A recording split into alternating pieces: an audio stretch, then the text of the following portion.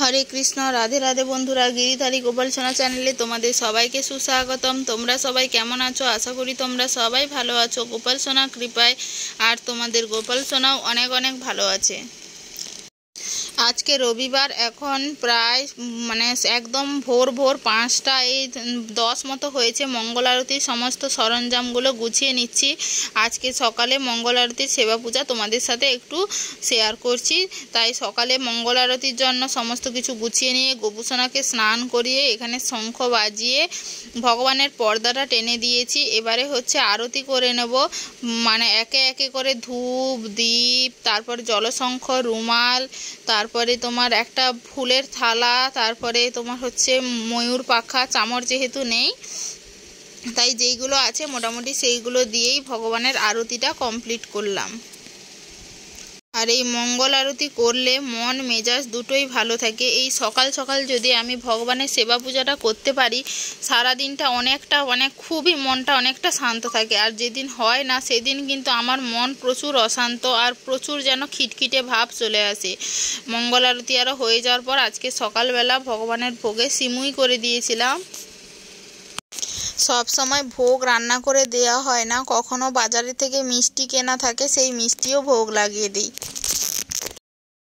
হরে কৃষ্ণ। এখনো বিছানাটা তোলা হয়নি। এখনই একটু বিছানাটা তুলে তারপর তোমাদের সাথে একটু কথা বলবো। কিছু কথা বলার আছে, চলো আগে বিছানাটা তুলে নিই।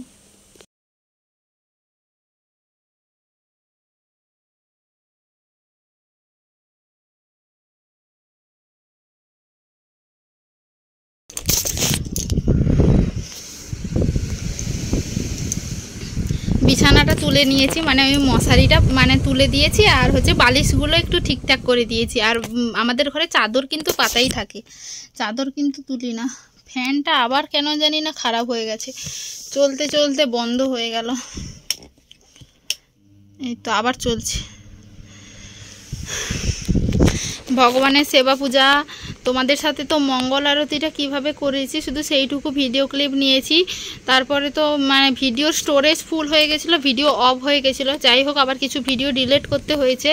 তোমার মঙ্গল আরতি করে নিয়ে তুলসী আরতি করেছি, তারপরে গুরু পূজা করেছি, দর্শন আরতি করিনি। গোপুসোনার জন্য সিমুই করেছিলাম, তোমাদেরকে দেখালাম। সিমুইটা ভোগ লাগিয়ে নিজে প্রসাদ পেয়েছি। বাগানে মোচা ছিল, 3টে মোচা মতো ছিল, মোচা তুলে নিয়ে এসেছি। আজকে মোচার তরকারি করব। কারেন্টও চলে গেল। মোচা করলাম, ছেলেকে খাওয়ালাম, নিজে প্রসাদ পেলাম, ছেলেকে ওষুধ টষুধ খাইয়ে রেডি করে দিয়েছিলাম। তারপর ছেলেকে একটু পড়াতে বসেছিলাম, ওই আমি পড়ছি, ও একটু শুনছে। যাই হোক, ছোট বাচ্চা, ওর তো আর পড়ার বয়স হয়নি। যাই হোক, তাও একটু বই খাতার সাথে যাতে মেন্টালি টাচ হয়ে থাকে, ওই জন্যই এইরকম করা। একটা অভ্যেস থাকবে যে এইরকম সকালবেলা কিংবা সন্ধেবেলা এই 2 টাইম পড়তে বসতে হয়, বই নিয়ে বসতে হয়। এইটুকু শেখানোর জন্য, এইটুকু টেকনিক। ও তো কথা বলতেই পারে না ঠিকঠাক করে, ঠিকঠাক বলতে মা, বাবা, দাদা, দিদি, ভাই এইসব ছাড়া আর কিছু বলতে পারে না। জল, এই সমস্ত আর কি, দোল দোল, টাটা, এইসব ছাড়া বলতে পারে না। যাই হোক, ভালো করে তো আর বলতে পারে না। ওর যেহেতু পড়াশোনার বয়সও হয়নি, বইয়ের সাথে যেহেতু একটা অ্যাটাচমেন্ট থাকবে বলে ওই জন্যই ওকে পড়াতে বসা।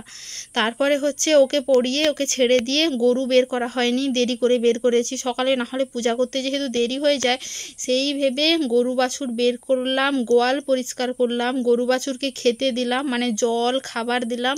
ওদের জল খাবার জল আর খাবারগুলো খাওয়া হয়ে যেতে, যেহেতু কালকে অনেক ঘাস তুলেছি অনেকক্ষণ ধরে, জানো কালকে কতটা কষ্ট হয়েছে। আজকেও করব, তাড়াতাড়ি রান্না করে গোপুসোনাকে ভোগ লাগিয়ে ছেলেকে প্রসাদ পাইয়ে ঘুম পাড়িয়ে তারপরে যাব। আজকেও যাব।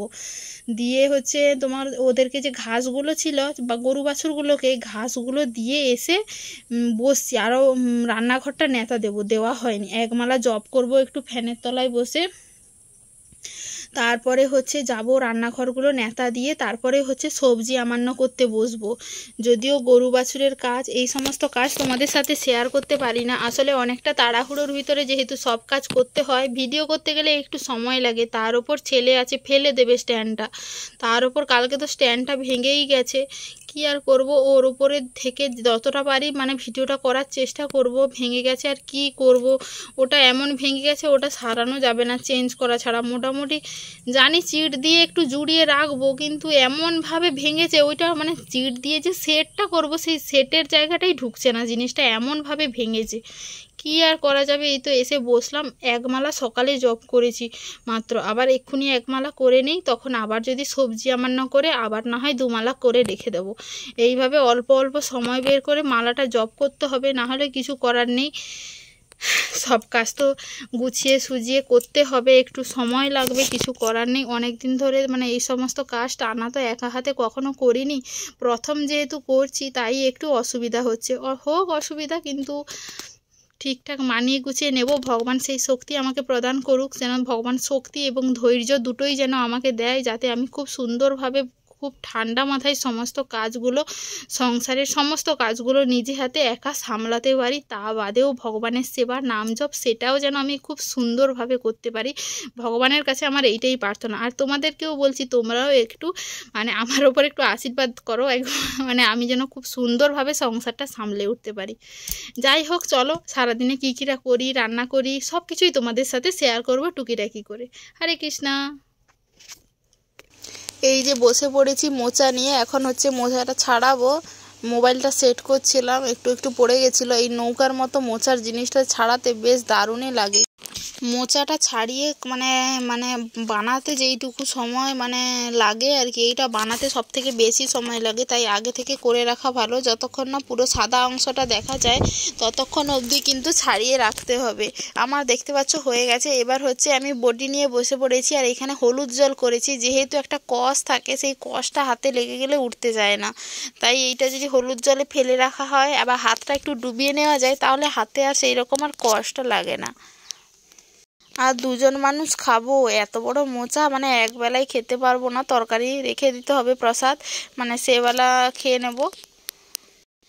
কারণ এত বড় মোচা মিনিমাম 4 জন যদি বাড়িতে থাকতো ঠিক থাকতো। মা তো অল্প খাবে, মানে না দেওয়ার মতো দেবো সেই রকম তো বেশি। মায়ের তো শরীরটা ভালো নেই, তাই এখন মোটামুটি ওই জিরে ধনে বাটার তরকারি খাচ্ছে।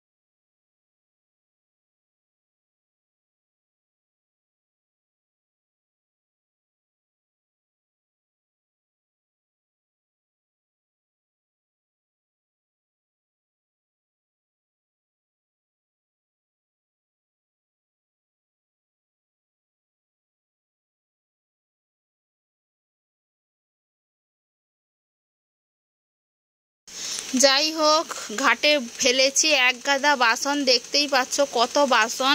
সমস্ত বাসন হচ্ছে ধোবো এবারে, মানে অনেক বাসনই পড়েছিল, কি আর করা যাবে। সব এক এক করে হাঁড়ি কড়া বেলা বাটি, তারপরে ভগবানের আরতির বাসনপত্র সব একসাথে নিয়ে এসেছি।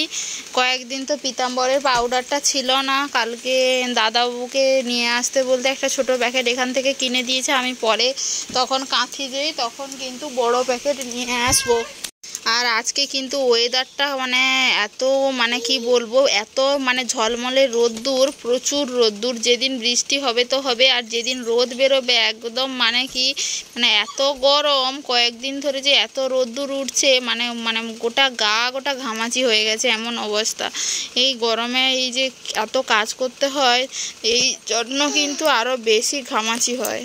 আর যদিও বা কোনো দিন বৃষ্টি হয়, বৃষ্টি হলেও বা কী হবে, কিন্তু গরম আর ছেড়ে যায় না। এবছর জ্যৈষ্ঠ মাসে বৃষ্টি হয়েছে, শ্রাবণ মাসে রোদ হয়েছে, মানে মানে ঋতুও কিভাবে পরিবর্তন হচ্ছে। যে ঋতুতে যেটা হওয়ার কথা সেই ঋতুতে আর সেইটা হচ্ছে না, মানে পরিবেশ একদম নষ্ট হয়ে গেছে যাকে বলা হয়। পরিবেশ নষ্ট হয়ে যাওয়ার জন্য এই রকম ঋতুরও পরিবর্তন হচ্ছে। আমরা ছোটোবেলা থেকে জানি যে বৈশাখ জ্যৈষ্ঠ গরমকাল, আর জ্যৈষ্ঠ মাসে বৃষ্টি হয়েছে, আর শ্রাবণ মাসে হচ্ছে মানে রোদ হচ্ছে, এমন অবস্থা। মাঠে জল শুকিয়ে গেছে, যে ধানের যে মানে ধান গাছ যে লাগানো হয়েছে পুরো শুকনো, মানে ঠকঠকে মাটি হয়ে যাবে এমন অবস্থা। আর কয়েকদিন যদি রোদ্দুর দেয় সেই একই অবস্থা হবে। মাঠে একদম জল নেই, মানে মাটি দেখা যাচ্ছে। আর এইরকম যদি মাটি দেখা যায় তাহলে কি আর ফসল ফলবে বলো? জীবনে বেঁচে থাকতে হলে একদম লড়াই করে বেঁচে থাকতে হবে। আমাদের জীবনটা এমন যে সব সময় বেঁচে থাকার জন্য লড়াই করতেই হচ্ছে, কখনো খাওয়ার জন্য, কখনো বাসস্থানের জন্য। যাই হোক, দেখতে পাচ্ছ সমস্ত বাসনপত্র ধোয়া হয়ে গেছে। আর এইখানে দেখতে পাচ্ছ এটা কি বলো দেখি? এইখানে হচ্ছে আছে একটা পনির, যেটা আমি আজকে সকালবেলা কেটে মানে ছানা কেটে মানে এত বড়, মানে প্রায় তো 500 গ্রামের বেশি হবেই, মানে আমার জীবনে প্রথম নিজের হাতে এত বড় এত মোটা পনির আমি বাড়িতেই তৈরি করলাম। কি করব, দুধ তো একবেলা দোয়ানো হয়, আর দুধ যেহেতু বিক্রি হয় না, এবার এত দুধ কি মা ছেলে খেয়ে শেষ করতে পারবো? তার থেকে বরং পনির কেটে ফেলি, পনিরের তরকারি করে ফেলবো। তাই জন্য আজকেই রান্না করব পনিরের তরকারি, দুপুরে রান্না করব বলে বসেছি। ওই জন্য এগুলো মানে পনিরগুলো একদম সাইজ করে কেটে নিয়েছি, কেটে একদম বসে গেছি। আর পনিরগুলো কত সফট দেখেছো? বাড়ির পনির কিন্তু খুব সুন্দরই হয়। যাই হোক, প্রথমে ভেন্ডিগুলো ভাজা করছিলাম, একটু তেল দিয়ে অল্প আঁচে ভাজা করছিলাম, না হলে ভেন্ডি সেদ্ধ হয় না, পুড়ে যায় আর কি। তারপরে এই যে পনির আর আলুর তরকারি যেহেতু করব, আলুগুলো তাই প্রথমে তেলে আমি একটু ভেজে নিচ্ছিলাম, দিলে খেতে একটু খুব ভালো হবে। বাড়িতে ওই টুকিটাকি যা মশলাপাতি আছে ওইগুলো দিয়েই রান্না করব। পনিরটাকেও ভেজে নিয়েছিলাম, তারপর কড়াইতে শুকনো লঙ্কা 5 ফোড়ন দিয়ে ফোড়নে দিয়েছিলাম। তারপর সেখানে হচ্ছে আদা বাটা, জিরে বাটা, কাজু বাদাম বাটা, আর হচ্ছে ধনে পাতা, আর হচ্ছে টমেটো ছিল না বলে হচ্ছে টমেটো কেচাপ ছিল, ওইগুলো দিয়ে কষিয়ে ভালো করে আলু দিয়ে কষিয়ে জল তুলে একটা তেজপাতা আর মেথি পাতা, আর শেষে নামানোর সময় ঘি আর অল্প একটু চিনি। তরকারিতে এই কয়েকটা মশলা পড়েছে বলে দিলাম তাই জন্য। আর আলুটা যখন আধা সেদ্ধ হয়ে যাবে তখনই কিন্তু পনিরগুলো তুলে দিতে হবে। আর পনিরগুলো তুলে নিলে পনিরগুলোর ভিতরেও একটু গ্রেভিটা হালকা পরিমাণে ঢুকবে, পনিরটা অনেকটা সফট হয়ে যাবে, আর তখন কিন্তু খেতে বেশ ভালোই লাগবে। বাড়ির মানে বাড়িতে গরু আছে বলে কত সুবিধা, দুধ পাচ্ছি, ছানা পাচ্ছি, কত কিছুই না পাচ্ছি। যাই হোক, ওই গরু গাইয়ের পিছনে একটু খাটতে হবে, ওকে একটু ঘাস তুলে দিতে হবে, খাওয়ার দিতে হবে, ওর একটু মানে গোমাতার সেবা করাও অনেক পুণ্যের কাজ। যারা গোমাতার সেবা করে তারা অনেক পুণ্য অর্জন করে। আর গোমাতা যেহেতু আমাদের ভগবানের অনেক প্রিয়, আর গোমাতা থাকলে শরীরে কোনো ভিটামিন প্রোটিনের আর দরকার নেই। এই যে দুধ, ঘি, মাখন, তারপর ছানা, এইগুলোই যদি আমরা কেউ খেয়ে রাখি তাহলে আমাদের আমিষ খাওয়ার কোনো প্রয়োজনই নেই। আর সকালে যে মোচাটা বানিয়েছিলাম সেই মোচাটাও রান্না করছি, শেষে একটু চিনি আর ঘি দিয়ে দিলে বেশ ভালোই হয়। মানে মোচার তরকারিতে একটু যদি ঘি না পড়ে আমার কিন্তু ভালোই লাগে না। আর এছাড়া বাঁধাকপি ঘন্ট, সেখানেও যদি শেষে একটু ঘি না দেওয়া হয় যেন তরকারিটা কেমন কেমন লাগে। দেখতেই পাচ্ছ শেষে একটু ঘি দিয়ে দিয়েছি।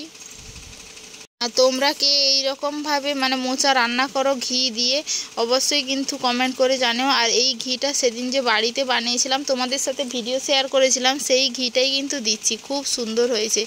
যাই হোক, এই 3 তরকারি অন্ন দিয়ে আজকে গোপুসোনার ভোগ সেবা আজকে এই দিয়েই দিলাম, মানে গোপুসোনাকে ভোগ লাগানো হয়ে গেছে। এখন তোমরা প্রসাদ দর্শন করো, তারপরে দেখা হচ্ছে আবার রাতের বেলা। এই যে দেখতে পাচ্ছ রাতের বেলা এই যে প্রায় সন্ধ্যা হয়ে গেছে, এখন বসছি রুটি ভাজার জন্য। মা যেহেতু রুটি বা প্রসাদ পাবে তাই ভাবছি যে রুটিটা করে নেই, রুটি আর দুধ হচ্ছে গোপুসোনাকে ভোগ লাগিয়ে দেবো। আর রুটিগুলো বেশ সুন্দরই হয়েছিল, খুব তাড়াতাড়ি। এক সময় ছিল যে রুটি গোলও করতে পারতাম না, মাখাতেও পারতাম না, আর মানে ভাজলেও শক্ত হয়ে যেত এমন সময়। যাই হোক, এখন মোটামুটি পারি, মানে অনেকগুলো বছর পর। যদিও গোল করতে পারতাম, মানে যেমন করেই রুটি মাখাই না কেন রুটি খুব শক্ত হয়ে যেত, কিন্তু এখন প্রসেসটা জেনে গেছি, তাই এখন আর রুটি কিন্তু শক্ত হওয়ার কোনো চান্সই থাকে না। এখন কিন্তু রুটি খুব সুন্দর নরমও হয় আর ফুলেও যায়। আমার ছেলেকেও দুধ রুটি মাখিয়ে দেবো, ভালো করে চটকে মাখিয়ে দেবো, রুটিটা ধুয়ে হচ্ছে দুধে চটকে দেবো ওকে, তারপর চামচে করে খাইয়ে দিলে ও খেয়ে নেবে, আর আমিও খেয়ে নেব দুধ রুটি।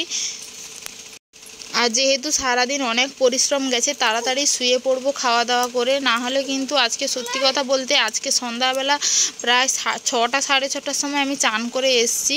মানে যেহেতু ঘাস তুলছিলাম বাগানে, কালকের মতো আজকেও আমার প্রচুর পরিশ্রম হয়েছে। যাই হোক, পরিশ্রম হলেও কি হবে, বেগুন বাগানের সমস্ত ঘাস কিন্তু তুলে ফেলেছি, জেদ নিয়ে পুরো 2 দিনে পরিষ্কার করে ফেললাম।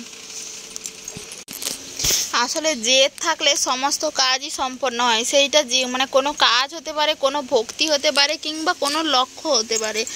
যে কোনো জিনিস যদি কেউ জেদ ধরে করে, অবশ্যই কিন্তু সেই জিনিসটা খুব তাড়াতাড়ি কিন্তু পূরণ হয়ে যায়। কোনোটা বা বেশি সময় লাগে, কোনোটা বা কম সময় লাগে, কিন্তু অবশ্যই সেটা পূরণ হবে যদি মনের ভিতরে জেদ থাকে। আজকে আমি বাগানে ঘাস তুলেছি, সেটা ছোট কাজ বলে 2 দিনে হয়ে গেছে। যদি এটা কোনো বড় কাজ হয়, অবশ্যই সেটা অনেক দিন সময় লাগতে হবে, কিন্তু তোমাকে ধৈর্য এবং বিশ্বাস আর পরিশ্রম, এই 3টে জিনিসই তোমার কিন্তু অবশ্যই থাকা জরুরি। আর আমার কিন্তু প্রচুর ঘুমও পাচ্ছিল। কি করব, এত ঘুম পাচ্ছে, মানে সারাদিন এত পরিশ্রমের পর মানে আমি দেখতাম আমার মা সারাদিন পরিশ্রম করতো, আর সন্ধ্যাবেলা হলেই আমার মা চেয়ারে যদি বসেও থাকতো তাও মানে ঢুঁ মারতো, এত ঘুম চলে আসতো। আজ সেই কারণটা বুঝতেই পারলাম, কারণ আজ আমারও সারাদিন এত পরিশ্রম করেছি, সন্ধ্যাবেলা এক্ষুনি না বসতে বসতেই যেন আমার চোখে আজকে ঘুম চেপে এসছে। মানে সেই মায়ের যে চেপে আসতো, কেন চেপে আসতো এখন খুব টেরই পাচ্ছি। যাই হোক, সংসারে কি করব, মা তো এখন অসুস্থ আছে, নিজের হাতেই যেহেতু সব কিছু সামলাতেই হবে, যতটা পারবো চেষ্টা করব। যদিও প্রতিদিন এতটা পরিশ্রম অবশ্য হবে না, যেহেতু বাগানের ঘাসটা তুলবো বলে একটু জেদ ধরেছিলাম, তাই 2 দিন একটু অনেকটা দেরি হয়েছে এবং সময় লেগেছে। কিন্তু যেটা 10 দিনের কাজ, সেটা আমি 2 দিনে যদি করে ফেলতে পারি, আর যে 8 দিন থাকলো সেইটাতে আমি খুব সুন্দরভাবে কাটিয়ে দিতে পারবো। না হলে আমাকে প্রতিদিন কাদামাটির সাথে কাজ করতে হতো। তার উপর এখন মানে রোদও হচ্ছে, এই এক্ষুনি বৃষ্টি হয়ে যাবে এমন অবস্থা। আর কাদা হয়ে গেলে তখন কিন্তু মানে ঘাস তুলতে অসুবিধা হবে। যদিও এখন কিছুটা জায়গায় কাদা কাদা আছে, তাও কি করি, চান করি না, একদম একবারে কি করি না, ঘাস টাস তুলে চান টান করে আসি। তার থেকেও বড় কথা, ছেলেকে নিয়েই করতে হচ্ছে। মার এতটাই অসুস্থ আর আমার ছেলে এতটাই দুষ্টু, মা এখন সামলাতেই পারছে না।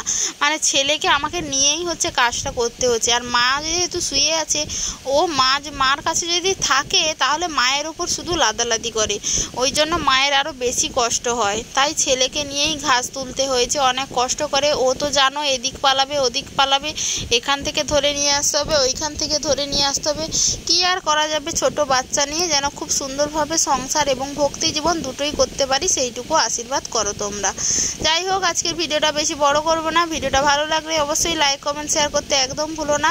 আর আমাদের চ্যানেলে নতুন হয়ে থাকলে অবশ্যই কিন্তু পাশে থাকা সাবস্ক্রাইব বাটনটি অন করে পাশে থাকো এবং সঙ্গে থাকো। দেখা হচ্ছে কিন্তু নেক্সট ভিডিওতে। হরে কৃষ্ণ, রাধে রাধে, হরি বল।